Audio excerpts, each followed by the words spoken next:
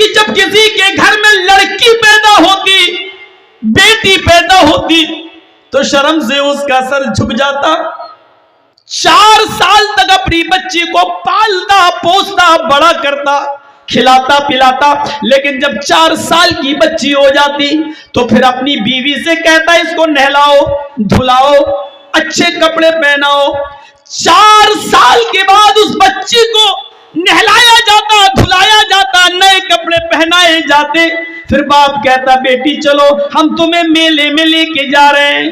پھر میلے میں لے کے جاتا، جنگل میں لے جاتا جہاں پہلے سے گڈھا کھدا ہوا ہوتا. اس گڈھے میں کہتا بیٹی ذرا جھانک کر دیکھو، تمہیں تمہاری ماں نظر آئے گی، تمہیں تمہاری ماں دکھائی دے گی. وہ 4 سال کی گنچئی ناشگفتہ ایک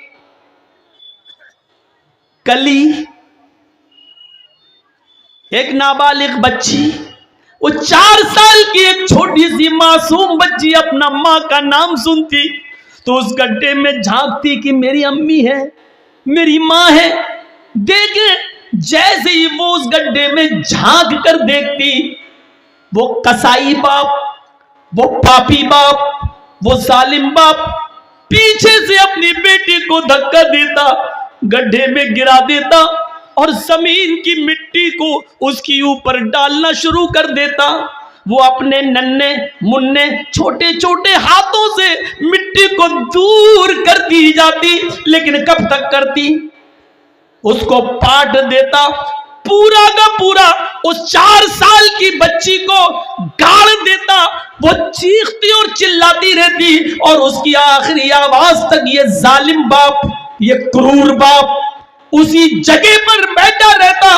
اور جب وہ چیخ چیخ کر رو رو کے مر جاتی، آخری سانس نکل جاتی، تب وہاں سے آتا اور اپنے سماج میں آ کر گرو سے کہتا آج میں نے اپنی بیٹی کو دفن کر دیا، آج میں نے اپنی بیٹی کو گاڑ دیا، آج میں نے اپنی بیٹی کا کام تمام کر دیا. اور سماج میں جب یہ بات سنی جاتی تو لوگ شراب کا جشن مناتے، شراب پلاتے اور اس کو جشن مناتے ہوئے خوشیاں مناتے. میرے بھائیوں، یہ گناہ، یہ پاپ تھا اس سرزمین پر محمد رسول اللہ کے آنے سے پہلے.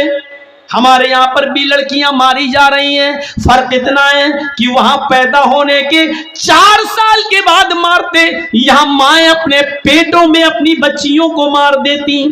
الٹرا ساؤنڈ پہ چیک کرایا، پتا چلا لڑکی ہے. نہیں ڈاکٹر 4 لڑکیاں پہلے سے ہیں، یہ بھی بیٹی ہے، میں تو ان کے دہیج کا انتظام نہیں کر پا رہی ہوں، اس کا کہاں سے کروں گی؟ نہیں اب مجھے بیٹی نہیں چاہیے، گرا دو، ایبورشن، آپریشن، اسقاط. اس بچی کو پیٹ کے اندر سے گرا دیا جاتا ہے. اگر یہاں کسی نے یہ جرم کیا ہے، سن لو میری بہنوں، سن لو میری قوم کی بیٹیوں، سن لو میری سماج کی ماں، اوہ سنو، اللہ کے نبی فرماتے ہیں جس عورت نے اپنے پیٹ سے کسی بچے کو گرایا، ایبورشن کرایا، اس کی عمر پیٹ میں 1 دن کی کیوں نہ ہو، 1 ہفتے کا بچہ کیوں نہ ہو، پیٹ میں 1 مہینے کا کیوں نہ ہو، 3 مہینے کا کیوں نہ ہو، 3 دن کا کیوں نہ ہو، قیامت کے دن یہ بچہ اللہ رب العالمین اس کو زندگی دے گا، اس کو ہاتھ دے گا، پیر دے گا، زبان دے گا، سر دے گا، آنکھیں دے گا، چہرہ دے گا، سب کچھ دے گا. جاء یوم القیامہ ومعلق بین ثدیہ، یہ بچہ اپنے ماں کی دونوں پستانوں سے لٹکا ہوا آئے گا، اپنے ماں کے دونوں سینے سے لٹکا ہوا آئے گا. قیامت کے دن اس حال میں آئے گا کہ یہ بچہ اپنے ماں کی پستان سے دودھ چوس رہا ہوگا، دودھ کھینچ رہا ہوگا. اللہ رب العالمین کی آواز آئے گی، آئے بچے تجھے کچھ کہنا ہے؟ بچہ اپنے ماں کی پستان کو چھوڑ دے گا، یقول چیخے گا اور کہے گا یا ربی ہاذہ امی قتلتنی، اللہ یہ میری ماں ہے جس نے دنیا میں مجھے مار ڈالا تھا، اللہ یہ میری ماں ہے جس نے دنیا میں میری جان لے لی تھی، اللہ یہ میری ماں ہے جس نے دنیا میں مجھے قتل کر ڈالا تھا. اللہ یہ دنیا میں میری نہ بنی، آج مت بن, اللہ کے دنیا میں میرا خیال نہ رکھ سکی, آج تو اس کا خیال نہ رکھ. اے اللہ میری ماں کو جہنم میں ڈال دے, اللہ میری ماں کو تو جنت میں مت بھیج. اللہ اس نے دنیا میں مجھے پناہ نہ دی, دنیا میں مجھے آنے سے پہلے مار ڈالا, اے اللہ تو بھی اس کو جہنم میں بھیج. وہ بچہ اللہ سے شکایت کرے گا, اللہ میری ماں کو دنیا میں جب اس نے مجھے نہیں وجود میں لائی تو اس کو جنت میں کیسے بھیج سکتا ہے. اے اللہ میری ماں کو تو جہنم میں ڈال دے. وہ بچہ اپنی ماں کو اللہ سے فریاد کر کے جہنم میں بھجوا دے گا. اگر کسی ماں نے, کسی عورت نے اگر یہ جرم کیا ہے تو جاؤ فجر کی نماز سے پہلے پہلے مصلی بچھاؤ, سجدے کرو اور اپنے روٹھے ہوئے رب کو منا لو. شاید اس کو رحم آ جائے تو تمہیں توبہ قبول کر کے بخش دے, ورنہ امید بہت کم ہے. جس نے دنیا میں اپنے بچے کو گرایا, تم تو حلال بچے گرا رہی ہو, اپنے شوہر کا بچہ گرا رہی ہو, صرف اس لیے کہ 3 لڑکیاں 4 لڑکیاں پہلے سے, چوتھی بھی لڑکی نہیں چاہیے, صرف اس لیے. اسلام نے تو حرام اولاد بھی گرانے کی اجازت نہیں دی, ناجائز بچہ بھی مارنے کی اجازت نہیں دی. وہ ایک عورت آئی تھی اللہ کے رسول کے پاس جس سے زنا ہو گیا تھا, حرام کام ہو گیا تھا, کہہ رہی تھی اللہ کے رسول مجھے پاک کر دو. اللہ کے نبی نے کہا کیا ہوا؟ کہا ایسا ایسا ہو گیا. آپ نے صحابہ سے کہا اس کو مار ڈالو, پتھروں سے ختم کر دو. صحابہ نے کہا اللہ چلو. اس نے کہا اللہ کے رسول میرے پیٹ میں بچہ ہے, اسی زنا کی پیداوار ہے. اللہ کے نبی نے کہا تو غلطی تیری ہے, تیرے پیٹ کے بچے کو کیسے مارا جائے؟ ابھی تجھے ماروں گا تو بچہ بھی مر جائے گا. جاؤ جب بچہ پیدا ہو جائے تب آنا. جب بچہ پیدا ہوا تب آئی. اللہ کے رسول نے کہا ابھی بھی تجھے نہیں مارا جا سکتا ہے, کیونکہ ابھی بچہ تیرا دودھ پیتا ہے, اس کے ہونٹوں میں دودھ لگا ہے, اور محمد ظالم نہیں ہے جو اس بچے کا حق مار دے. نہیں, ابھی اس کو دودھ پلاؤ, جب روٹی کھانے لگے تب آنا. سوچو, حرام بچہ تھا, ناجائز بچہ تھا, جنگل میں بکریاں چرانے والے کسی چرواہے سے اس عورت نے زنا کر لیا تھا, پہاڑ کی کہ دامن میں زنا ہوا تھا, جنگل میں ایک جھاڑی میں زنا ہوا تھا.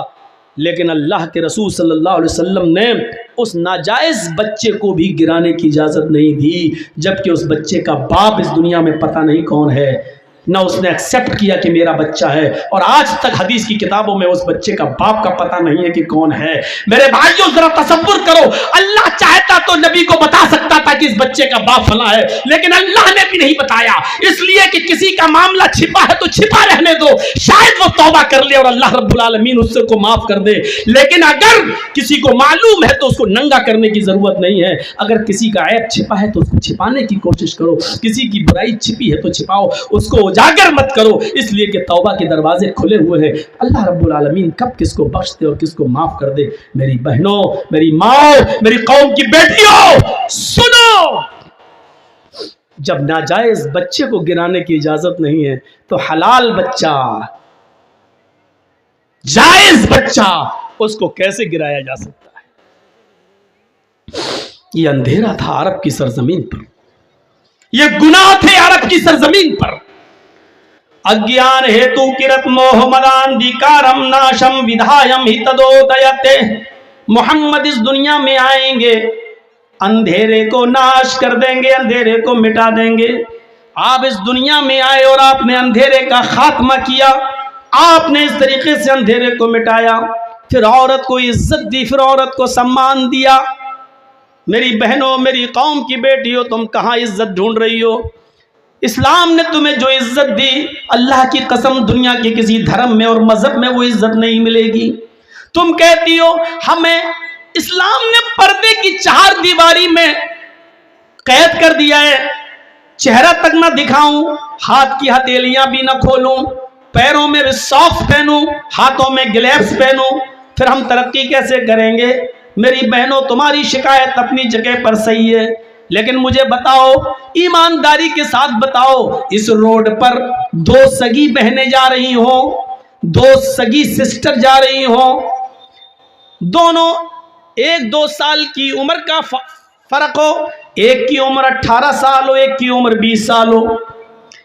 ان دونوں سگی بہنوں میں, ان دونوں حقیقی بہنوں میں, ایک برقع اوڑے ہوئے ہو, نقاب لگائے ہوئے ہو, ہاتھوں میں گلیوز پہنے ہوئے ہو, پیروں میں ساکس ہوں, चेहरा छिपा हुआ हो, उसके सर का एक भी बाल दिखाई न दे रहा हो, ये भी सड़क पे जा रही है और उसी के बगल में उसकी सिस्टर है, उसकी बहन है, वो जीन्स पहने हुए है, वो टी शर्ट पहने हुए है या स्कर्ट पहने हुए है, उसके बाल खुले हुए हैं, उसकी लिपस्टिक लगी हुई है, उसने मेकअप, पॉन्ड्स क्रीम और फेयर एंड लवली इतनी लगा रखी है कि जो उसके चेहरे पर नुमाया है, दिखाई दे रही है, उसने परफ्यूम भी मार रखा है अपनी बॉडी पर।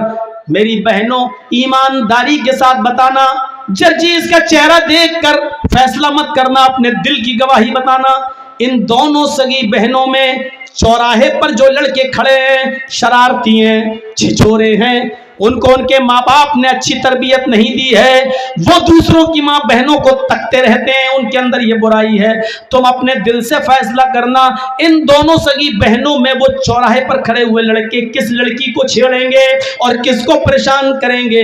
आपने अपने दिल की गवाही बताना, जर्जीस का चेहरा मत देखना कि जर्जीस क्या कह रहा है। अपने दिल से पूछो कि इन दोनों सगी बहनों में वो लड़के किसको छेड़ेंगे। आपका अंदर से गवाही यही होगी, दिल अंदर से यही कहेगा, स्कर्ट वाली को, जीन्स वाली को, जिसके बाल खुले हैं उसको, जिसकी लिपस्टिक लगी है उसको छेड़ेंगे, तंज मारेंगे, चिढ़ाएंगे, ताने मारेंगे, आवाज कसेंगे, नकाब वाली को कुछ नहीं कहेंगे। कुरान ने यही तो कहा है कि तुम जब रोड पर चलो, सड़क पर चलो, किसी जरूरी काम के लिए निकलो, कुल्लिल मुमिनाति यगुद्दुन मिन अब्सारिहिन्ना व यहफज़न फुरूजहुन्ना वला युब्दीन ज़ीनतहुन्ना। कुरान ने यही तो कहा है कि अपनी निगाहों को नीचा रखो, व यहफज़न फुरूजहुन्ना, अपनी शर्मगाह की हिफाजत करो, वला युब्दीन ज़ीनतहुन्ना, और अपने बनाओ सिंगार को, ज़ेबो ज़ीनत को गैर मर्दों के सामने जाहिर मत करो। ये 3 चीजें औरतों को बताई हैं। पहली चीज, निगाहें नीची रखो। जब औरत निगाह नीची करके चलने लगे और हर वक्त उसकी निगाहें नीची रहें तो कभी व्हाट्सएप पे किसी से बात करने की जरूरत ही नहीं पड़ेगी, मैसेंजर और फेसबुक चलाने की जरूरत ही नहीं पड़ेगी, क्योंकि जब निगाहें नीची रखती है तो वो क्या जाने कौन गुजर रहा है, कौन जा रहा है, कौन आ रहा है। पहली चीज, निगाहें नीची रखो। दूसरी चीज, वयहफज़न फुरूजहुन्ना, अपनी शर्मगाह की हिफाजत करो। इतने मोटे कपड़े पहनो कि तुम्हारे जिस्म की नुमाइश ना हो, इतने गाढ़े कपड़े पहनो, इतने लूज कपड़े पहनो कि तुम्हारे बदन का, तुम्हारे शरीर का, तुम्हारी बॉडी का नशेबो फराज दिखाई न दे। तीसरी चीज, वला युब्दीन ज़ीनतहुन्ना, और अपने बनाओ सिंगार को, अपने मेकअप को गैर मर्दों के सामने जाहिर न करो। इसका मतलब यह है कि अपने मर्दों के सामने जाहिर कर सकती हैं, अपने शौहरों के सामने जाहिर कर सकती हैं। लिपस्टिक कोई बुरी चीज नहीं है, लेकिन घर में लगाइए, और बाहर लगाओगी तो बहुत बुरी चीज है। जलसों में भी लगा के आई होंगी, जलसों में भी लिपस्टिक लगा सकती है औरत। अब तो पहले एक कंपनी थी जो लिपस्टिक बनाती थी जिसमें खिंजीर की, सूअर की चर्बी आती थी, लेकिन अब उसने भी इकरार कर लिया है कि नहीं नहीं, अब हम नहीं मिलाते हैं, और एग्रीमेंट करके दिया है उसने। इजरायली कंपनी थी, लेकिन अब नहीं आती। लगा सकती है औरत, लेकिन घर में। फेयर एंड लवली लगा सकती है बिल्कुल, लेकिन घर में। पॉन्ड्स लगा सकती है बिल्कुल, लेकिन घर में। परफ्यूम लगा सकती है बिल्कुल, लेकिन घर में। बाहर कोई चीज नहीं। अलमरातु इज़ा इस्तअतारत फमर्रत बिल मजलिस फहिया कज़ा व कज़ा आनिया ज़ानिया ज़ानिया ज़ानिया। अल्लाह के रसूल सल्लल्लाहु अलैहि वसल्लम ने 3 बार फरमाया। और सुनो, ترجمہ سن لو، المراتو اذا استعطرت، جب عورت خوشبو لگا کر نکلتی ہے، خوشبو، استعطرت، اور عربی جاننے والوں کو معلوم ہے یہ باب استفعال میں آیا ہے، استعطرت جس کے اندر طلب ماخذ پایا جاتا ہے، یعنی صرف عطر نہیں، پرفیوم نہیں، کوئی بھی چیز لگا لے جس سے خوشبو آتی ہو۔ اور سن لیجئے پہلے، عورت کوئی بھی چیز لگا لے جس سے خوشبو آتی ہو، مثلا آرنیکا ہیئر آئل، چمیلی کا تیل، آئل، ڈابر آنولا، جس میں خوشبو ہے۔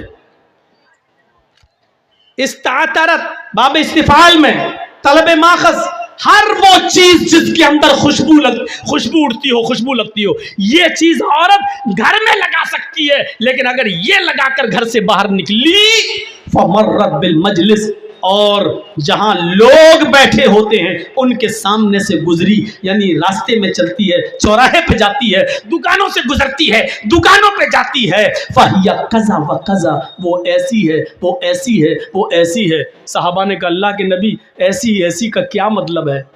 نہیں سن پاؤ گے، اتنا بڑا کلیجہ نہیں ہے ہمارا، کس زبان سے ہم بولیں؟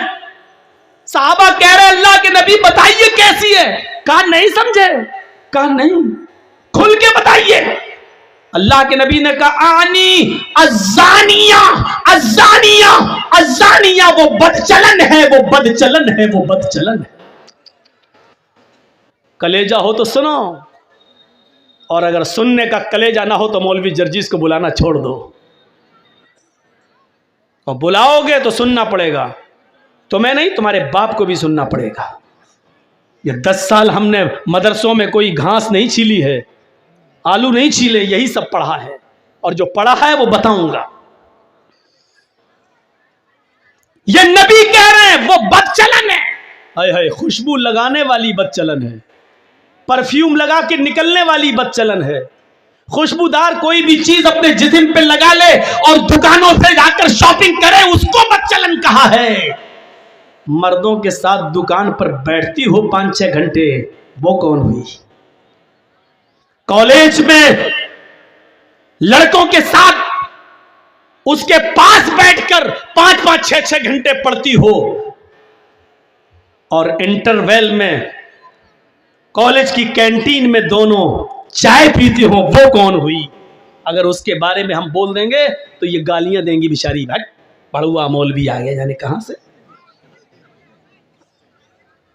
اسی لیے یہیں سے اندازہ لگا لو، جو عورت خوشبو لگا کر نکل جائے وہ ایسی ہے، وہ ایسی ہے، وہ ایسی ہے، یعنی بدچلن ہے، بدچلن ہے، بدچلن ہے۔ جو پرفیوم خوشبو لگا کر نکل جائے تو وہ یہ ہے، تو مردوں کے ساتھ گھومنے والی، غیر مردوں کے ساتھ چلنے والی، ان کی بائک پہ بیٹھنے والی، ان کی موٹر سائیکلوں پر سفر کرنے والی کون ہوئی؟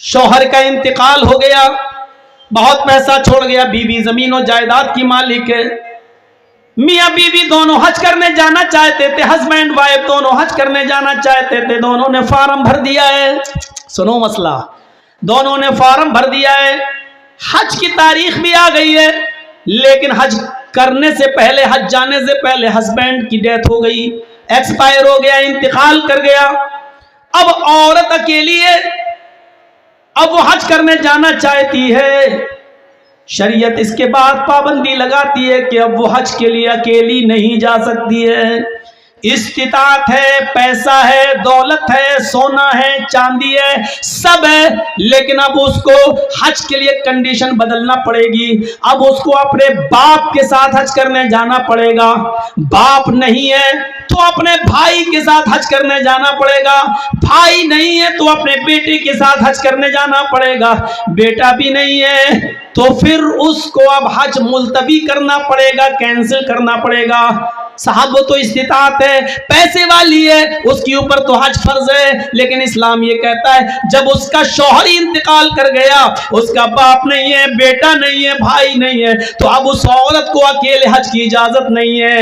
اب وہ عورت ایک دینی کام کے لیے حج کے لیے اگر اکیلی نکل رہی ہے، خانہ کعبہ بھی پہنچ جاتی ہے، صفا مروہ کے چکر بھی لگا لیتی ہے، سارے ارکان بھی کر لیتی ہے، لیکن اکیلے جاتی ہے تو اللہ کی قسم اس کا حج نہیں ہے، اس کا حج نہیں ہے، اس کا حج نہیں ہے۔ وہ حج کا ایک ثواب اس کو نہیں ملے گا، بلکہ الٹا گناہ پڑے گا، الٹا اس کے اوپر عذاب پڑے گا۔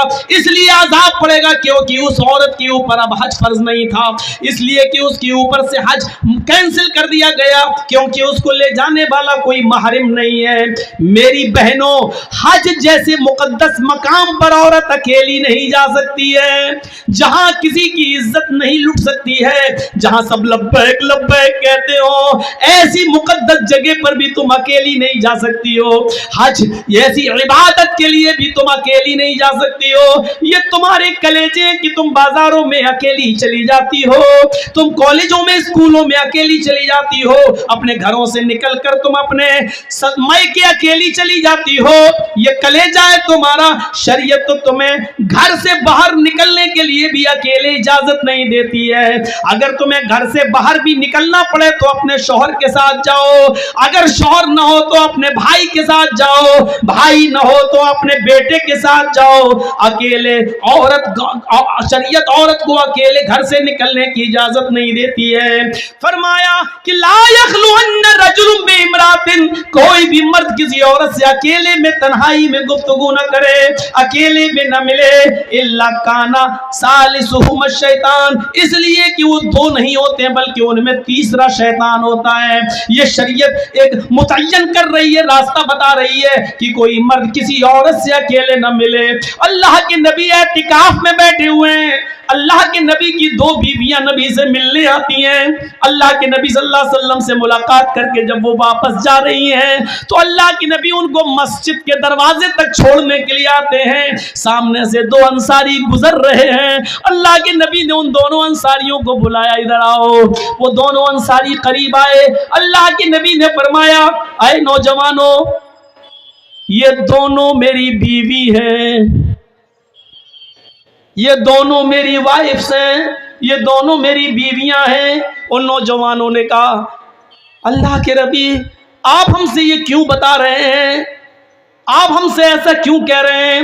کہا اس لیے کہہ رہا ہوں کہ شیطان ہر انسان کی رگوں میں خون میں دوڑتا ہے، ہو سکتا ہے کہ تمہارے دل میں شیطان یہ وسوسہ ڈال دے کہ محمد پتہ نہیں کن عورتوں سے باتیں کر رہا تھا، یہ دونوں عورتیں کون تھیں اور کیوں ملنے آئی تھیں؟ اس لیے میں تمہیں بتا رہا ہوں کہ میں کسی غیر عورت سے نہیں، اپنی پتنیوں سے، اپنی بیویوں سے بات کر رہا تھا۔ محمد رسول اللہ کو بھی اپنی صفائی دینا پڑی کہ دیکھو یہ میری بیویاں ہیں، جبکہ صحابہ کیسے شک کر سکتے تھے نبی کے اوپر، لیکن آپ نے کلیئر کر دیا میں کسی غیر کے ساتھ نہیں، اپنی بیویوں کے پاس تھا اور یہ بیویاں مجھ سے ملنے آئی تھی۔ میرے بھائیوں، جب محمد رسول اللہ صلی اللہ علیہ وسلم اپنے آپ کو بچا سکتے ہیں تو پھر تم اپنی بائک پر اپنی سالی کو کیسے بٹھا سکتے ہو؟ میرے بھائیوں یقین مانیے، بیوی کی موجودگی میں بھی سالی آپ کی بائک پر نہیں بیٹھ سکتی ہے، اگر بیٹھتی ہے تو بہنوئی بھی گناہگار اور سالی بھی گناہگار۔ میاں اور بیوی، ہسبینڈ اور وائف دونوں کھانا کھا رہے ہیں اور آپ کی سالی آتی ہے اور بہن کہہ رہی آؤ تم بھی بیٹھ جاؤ، تمہارے جیجا ہیں کوئی بات نہیں کھاؤ۔ بیوی کی موجودگی میں بھی سالی اپنی بہنوئی کے ساتھ، اپنے جیجا کے ساتھ کھانا نہیں کھا سکتی ہے، اس کے سامنے چہرہ نہیں کھول سکتی ہے۔ جب شریعت سالی کو بیوی کی موجودگی میں بھی نہ شوہر کے ساتھ یعنی جیجا کے ساتھ نہ کھانا کھانے کی اجازت دے رہی ہے، جب کھانا کھانے کی اجازت نہیں دے رہی ہے تو بائک پر اسکول چھوڑنے کی اجازت کیسے دے سکتی ہے؟ بائک پر مارکیٹ گھمانے کی اجازت کیسے دے سکتی ہے؟ اور ایک جیجا کے لیے سالی کو بائک پہ بٹھا کر بازار سے شاپنگ کی اجازت کیسے دے سکتی ہے؟ الفاظ میرے کڑوے ہیں، سخت ہیں، لیکن بیماری بھی بڑی ہے، اس لیے میں نے محسوس کر لیا ہے کہ ہومیوپیتھک دوا سے فائدہ نہیں ہے, اب انجیکشن لگانا پڑ رہا ہے, یہ مرض اتنا بڑھ چکا ہے کہ مجھے انجیکشن کی ضرورت پڑ رہی ہے, اس لیے میں نے انجیکشن لگایا ہے. میں جانتا ہوں کہ یہ بات عورتوں کو بھی بری لگ رہی ہوگی, آپ کو بھی بری لگ رہی ہوگی, کیونکہ آپ نے ہی اپنی بیٹیوں کو اپنے دامادوں کے ساتھ بھیجا ہے. آپ کو بھی بری لگ رہی ہے, اور ان سالیوں کو بھی بری لگ رہی ہوگی جو اپنے بہنوئیوں کی اور اپنے جیجا کے موٹر سائیکلوں پہ بیٹھ کے گھومی ہیں. حقیقت میں بری لگ رہی ہوگی, لیکن برا لگنے ہی کے لیے تمہیں بول رہا ہوں تاکہ تمہارے اندر اس کا احساس ہو, جاگے اور پتہ چلے کہ یہ کتنا گھناؤنا اور کتنا بڑا جرم تم, یہ اسلام کی نظر میں کتنا بڑا گناہ ہے, اس کا احساس تمہارے اندر ہو. اگر تمہیں برا نہ لگے, اگر برا لگ رہا ہے تو جرجیز کامیاب ہے. اگر تمہارے دل کو چبھ رہی ہے میری باتیں تو اللہ کی قسم میں پاس ہو گیا. اگر میری باتیں تمہیں کھٹک رہی ہیں تو اللہ کی قسم میں اپنی تقریر میں کامیاب ہو گیا. اگر میری باتیں تمہیں بری لگ رہی ہیں تو اللہ کی قسم میں اب کامیاب ہو گیا. لیکن ہماری باتیں اگر تمہیں بری نہیں لگ رہی ہیں اور تم نے سوچا ہے کہ ہم سن لیں گے, عمل تو کرنا ہی نہیں ہے, مزے لینے کے لیے آئی ہو, تو معاف کیجئے گا یہ جلسہ بیکار ہے, میری تقریر بیکار ہے, آپ کا یہاں بیٹھنا بیکار ہے, کیونکہ پوری رات آپ آنکھیں پھوڑ رہے ہیں. ثواب آپ کو ایک نیکی کا نہیں ملے گا, رتی برابر نہیں ملے گا, کیونکہ ثواب نیت کے اوپر ملتا ہے. ہماری نیت جب سدھرنے کی نہیں ہے تو ہمیں ثواب کیوں ملے گا؟